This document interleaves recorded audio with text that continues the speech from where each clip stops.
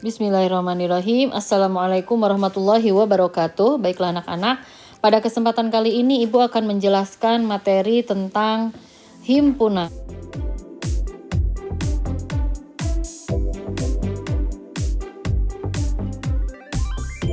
Nah, apa itu himpunan? Mungkin ini materi baru ya, karena waktu di SD mungkin kita belum pernah belajar tentang himpunan. Nah, coba kita lihat. Nah, ada di antara kalian mungkin pasti ada ya yang sudah pernah pergi ke pasar, baik pasar tradisional maupun pasar modern. Nah, di pasar pasti kita akan menemukan banyak sekali pedagang. Ada pedagang buah-buahan, ada pedagang sayur-sayuran, ada pedagang makanan ringan, dan lain sebagainya. Nah, biasanya pedagang-pedagang tersebut akan berkelompok sesuai dengan barang dagangannya. Kalau misalnya pedagang buah-buahan berarti di dalamnya dia akan jual buah-buahan, ada apel, ada anggur, ada jeruk dan lain sebagainya. Atau misalnya di supermarket ya. Di supermarket itu kalau kita lihat di rak-rak itu akan berkelompok sesuai dengan jenisnya. Kalau sabun berarti kelompok sabun semua, atau misalnya sampo semua, buah-buahan berarti buah-buahan semua. Nah, yang seperti ini disebut dengan kumpulan atau himpunan.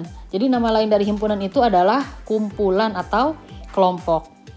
Nah, tapi tidak semua kelompok atau kumpulan itu kita sebut dengan himpunan. Yang seperti apakah yang disebut himpunan nanti kita akan pelajari selanjutnya ya. Nah,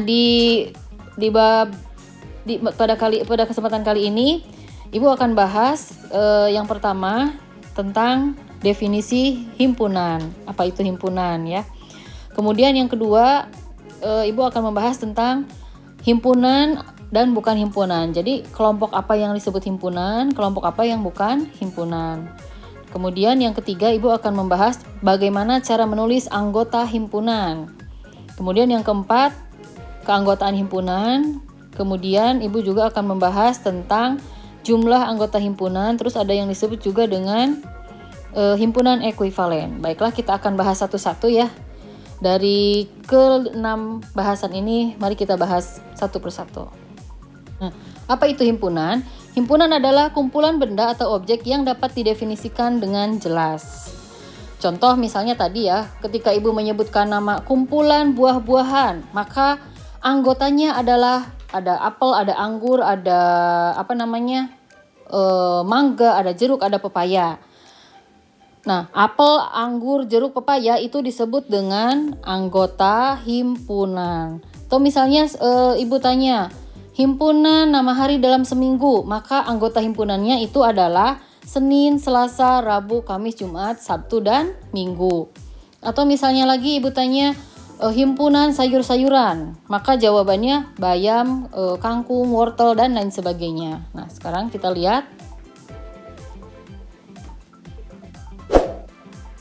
Misalnya Ibu sebutkan himpunan hewan karnivora, maka yang terbayang apa? Nah, ada hiu, ada anjing, ada burung elang, ada singa, ada kucing Persia, dan ada harimau.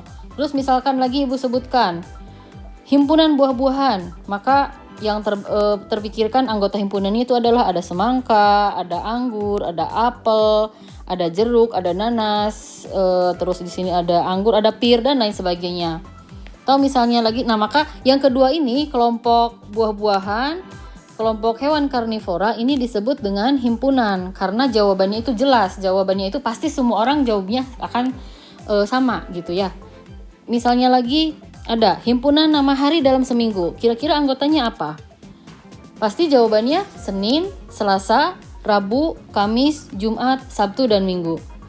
Nah, atau misalnya himpunan bilangan genap yang kurang dari 100. Bilangan genap yang kurang dari 100 berarti bisa 2, 4, 6, 2, 4, 6, 8, dan seterusnya ya.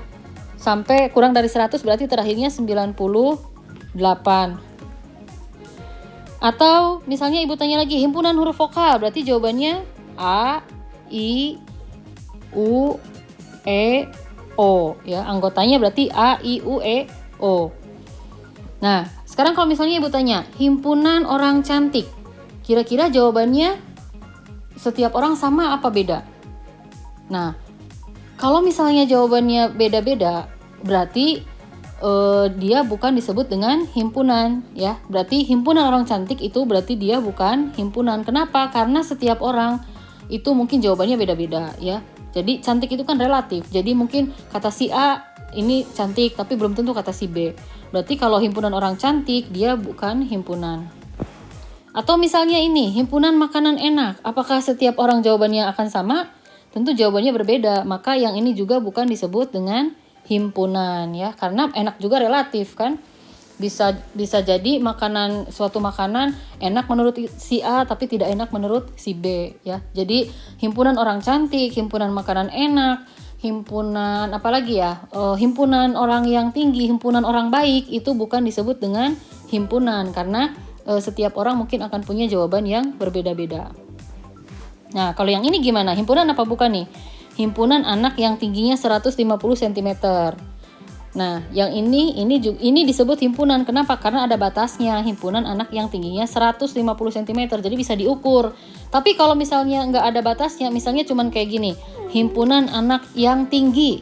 Kira-kira jawabannya sama apa beda? Pasti beda-beda ya. Maka kalau cuman himpunan anak yang tinggi berarti dia bukan disebut dengan himpunan. Nah, sekarang bagaimana cara menulis anggota himpunan? Nah, ini ada aturannya ya. Tadi anggota himpunan itu kan misalnya himpunan nama hari dalam seminggu, bisa Senin, Selasa, Rabu, Kamis, Jumat, Sabtu, Minggu. Nah, ini ternyata ada tata cara penulisannya, jadi tidak bisa sembarangan ditulis ya. Yang pertama, aturan pertama adalah nama himpunan ditulis dengan huruf besar atau huruf kapital. Nama himpunan itu yang kayak gimana? Nah, nama himpunan itu adalah huruf abjad dari bisa A sampai Z. Jadi nanti penamaan himpunan itu terserah atau tergantung dari soalnya ya. Tapi yang ditekankan di sini itu adalah harus pakai huruf besar. Kemudian yang kedua, aturan yang kedua. Nah, ini anggota himpunan ditulis di dalam kurung kurawal. Nah, kurung kurawal itu yang seperti ini ya. Kurung kurawal seperti ini. Nah, seperti ini ya. Seperti ini kurung kurawal. Kemudian aturan yang ketiga, anggota himpunan dipisahkan dengan menggunakan tanda koma. Tanda koma pasti semuanya tahu ya, tanda koma seperti itu. Yang aturan yang keempat, jika anggota himpunan jumlahnya sangat banyak dan tidak dapat dituliskan satu persatu, maka anggota himpunan dituliskan dengan titik-titik. Nah, mungkin dengan melihat syarat-syarat ini belum terbayang ya, kayak gimana sih caranya? Nah, kita lihat contohnya. Misal, kita lihat contoh pertama. A adalah himpunan nama hari dalam seminggu. Nah, di sini sudah disebutkan nama himpunannya itu adalah huruf A. Kita lihat. Maka, pertama tadi aturan pertama bahwa nama himpunan harus ditulis dalam huruf besar. Kita tulis A-nya pakai huruf besar. Nah, ini kan huruf besar ya. Kemudian aturan tadi yang kedua bahwa anggota himpunan ditulis dalam kurung kurawal. Jadi pertama kita tuliskan dulu kurung kurawal ya. Kurung kurawal buka seperti ini. Kita tuliskan anggota nama hari dalam seminggu itu apa saja. Ada Senin, ada Selasa, ada Rabu, ada Kamis, ada Jumat, ada Sabtu, ada Minggu. Dan ini antar anggotanya dipisahkan oleh tanda koma ya. Nanti kalau sudah selesai kita kasih kurung kurawal tutup ya. Jadi ini nama himpunannya itu adalah A, anggota himpunannya ini Senin, Selasa, Rabu, Kamis, Jumat, Sabtu, dan Minggu. Contoh kedua, M adalah himpunan bilangan prima yang kurang dari 11. Ada yang masih ingat bilangan prima itu apa? Bilangan prima itu bilangan yang hanya bisa dibagi satu dan bilangan itu sendiri. Bagaimana cara menuliskan anggota himpunannya? Kita ikuti aturannya. Kita tulis M dalam huruf besar ya. M-nya dari mana? Ini dari sini. Kalau nggak ada namanya di sini, kita bebas nulis. Boleh A, boleh B, pokoknya sampai Z boleh ya. Sekarang baru kita tulis anggotanya. Dalam kurung kurawal dulu ya. Kurung kurawal kita tuliskan. Kemudian kita tuliskan bilangan prima yang kurang dari 11. Angkanya berapa saja? Ada 2, ada 3, ada 5, kemudian ada angka 7. Setelah itu kurung kurawal tutup. Contoh ketiga. Nah, yang ini ya. B adalah himpunan bilangan ganjil yang lebih dari 5. Himpunan bilangan ganjil yang lebih dari 5 berarti kita mulainya dari angka 7. Kemudian setelah angka 7, 9, 11. Setelah angka 11 angka berapa? Ada 13, ada 15, ada 17. Dan masih banyak lagi kan, ini banyak banget sampai mungkin ya bisa ribuan jumlahnya. Karena jumlahnya sangat banyak dan tidak mungkin kita tuliskan semua, maka di ujung ini kita pakai titik-titik ya. Tadi kan di aturan yang terakhir itu, kalau jumlah anggota sangat banyak, maka kita gunakan tanda titik-titik ya. Tanda titik-titiknya jangan banyak-banyak, 3 ya, 3 saja. Titik, titik, titik ya. Kemudian contoh yang terakhir nih, misalnya ini adalah K adalah himpunan huruf pembentuk kata Indonesia. Maka anggota K kita lihat, pembentuk kata Indonesia itu ada huruf apa saja? Ada huruf I ya, ada huruf I, ada N, ada O, ada D. Nah, ini kan ada N lagi, kalau sudah ada satu kali tidak usah ditulis lagi. Ada E, ada S, ada A. Itu huruf-huruf pembentuk kata Indonesia. Ya. Itu ya. Jadi begini cara contoh cara menuliskan anggota himpunan. Kita lanjutkan. Nah, bagaimana menyatakan anggota himpunan? Ternyata anggota himpunan itu ada lambangnya. Nah, anggota himpunan dinyatakan dengan lambang, nah seperti ini, seperti huruf E.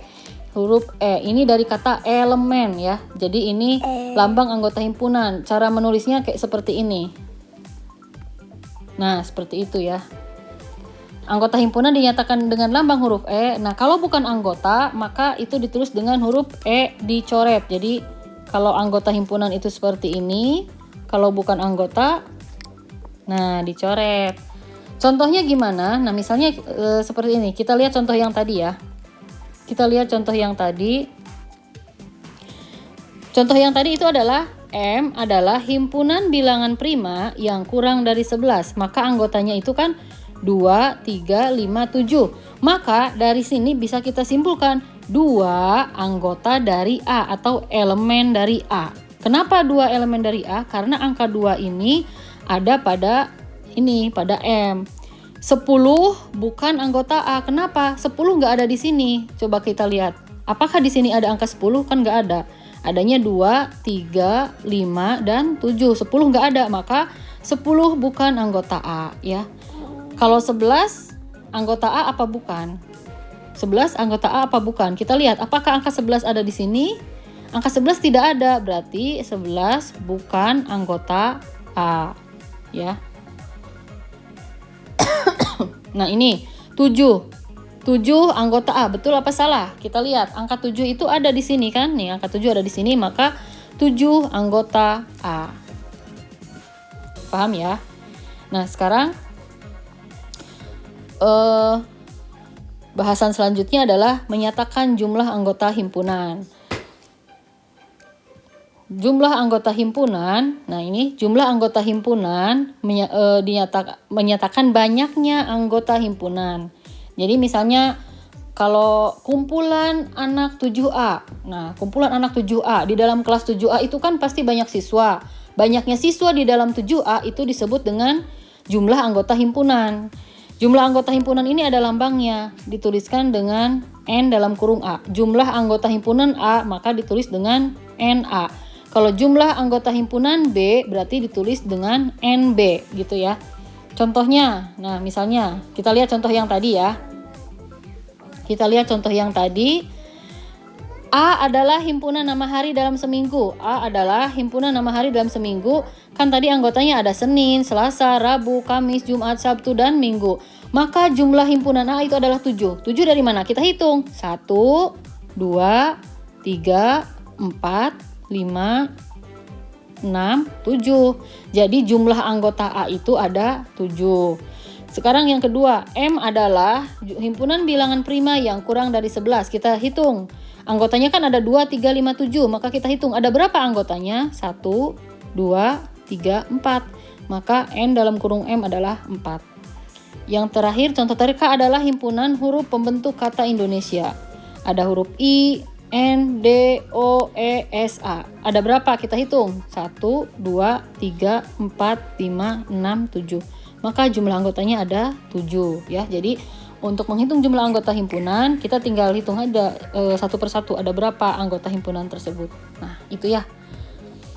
Bahasan terakhir pada kali ini yaitu himpunan ekuivalen. Nah, ini akan berhubungan dengan tadi jumlah anggota himpunan. Jadi harus paham yang tadi dulu baru bisa paham himpunan ekuivalen. Ekuivalen itu apa? Ekuivalen adalah, kita lihat pengertiannya.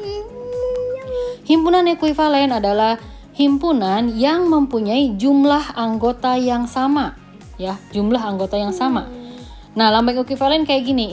Ini sebenarnya kayak S ya, S tertidur. Nah, kayak gitu. S tertidur. Nah, kayak gitu ya. Jadi himpunan A dikatakan ekuivalen dengan himpunan B jika dan hanya jika jumlah anggota A sama dengan jumlah anggota B. Kita lihat contohnya. Masih pakai contoh yang tadi ya. Tadi kita lihat ya. A adalah himpunan nama hari dalam seminggu. Kita lihat jumlahnya. Kalau melihat ekuivalen atau tidak, kita lihat dari jumlah. Di sini jumlahnya ada, NA itu ada 7. Yang kedua, M adalah himpunan bilangan prima yang kurang dari 11. Kita lihat tadi jumlah anggotanya ada 4. K adalah himpunan huruf pembentuk kata Indonesia. Jumlahnya ada 7. Nah, kita lihat yang mana yang ekuivalen. Yang ekuivalen berarti yang jumlahnya itu sama. Yang jumlahnya sama itu adalah yang ini. Himpunan A dengan himpunan K. Maka karena NA sama dengan, ini bukan NA sama dengan NB ya. NA sama dengan apa nih yang sama? K ya. Maka himpunan A ekuivalen dengan himpunan K gitu. Tapi kalau ini dengan M, kalau A dengan M dia tidak ekuivalen karena kalau A jumlahnya 7, kalau M jumlahnya 4. Karena tidak sama jumlahnya maka dia tidak ekuivalen ya. Ini tidak ekuivalen. Tapi kalau A dengan K ini jumlahnya sama, maka ini disebut dengan himpunan ekuivalen. Ya, mungkin itu saja penjelasan Ibu untuk hari ini. Mudah-mudahan bisa dipahami.